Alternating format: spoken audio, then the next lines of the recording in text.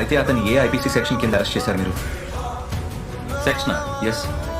అరే పబ్లిక్ లో అరుస్తున్నాడు, బూతులు తిరుగుతున్నాడు, ఇంకేం సెక్షన్లు కావాలి? అదొక నాన్ కాగ్నిజబుల్ అఫెన్స్. మీరు ఎవరైనా మెజిస్ట్రేట్ పర్మిషన్ తీసుకుని అతనికి అరెస్ట్ వారెంట్ ఇష్యూ చేశారా? ఇతను పబ్లిక్ ప్రాపర్టీని డ్యామేజ్ చేశాడు. రోజు అతను అబద్ధం చెప్తున్నాడు. 3,000 కట్టాడు, ఇంకా 2,000 కట్టాల్సి ఉంది. ఎవిడెన్స్ ఏది? ఆ? ఎవిడెన్స్ చూపించండి. ఒక నాన్ కాగ్నిజబుల్ అఫెన్స్ కి వారెంట్ లేకుండా అరెస్ట్ చేయడం అనేది, అలాగే ప్రాపర్టీ డ్యామేజ్ కి ఎవిడెన్స్ లేకుండా ఫైన్ తీసుకోవడం రెండు ఇల్లీగల్. తెలిసే ఉంటుంది మీకు.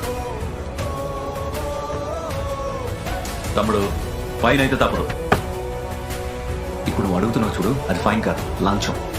నువ్వు ఈ కుర్చీలో కూర్చొని కరప్షన్ చేస్తున్నావు. అరే మరీ ఎక్కువగా మాట్లాడుతున్నావు. అంటూ ఇంకా మొదలు పెట్టలేదు. నేను చంబల్ వాడిని, నేను తెలుసా? అరే ఒక ఐ విట్నెస్ ఎదురుగా నువ్వు లంచం అడుగుతున్నావు. లోపల ఉన్నది నీ సీనియర్ కదా, మొత్తం అంతా విన్నాడు. ఐ విట్నెస్ అతను. ఈ రోజే నా మెయిన్స్ క్లియర్ అయింది. 1 month లో ఇంటర్వ్యూ ఉంది. ఐపీఎస్ అయిన వెంటనే నేను చేసే మొదటి సంతకం నీ సస్పెన్షన్ లెటర్ మీద ఉంటుంది. అది గుర్తుపెట్టుకో.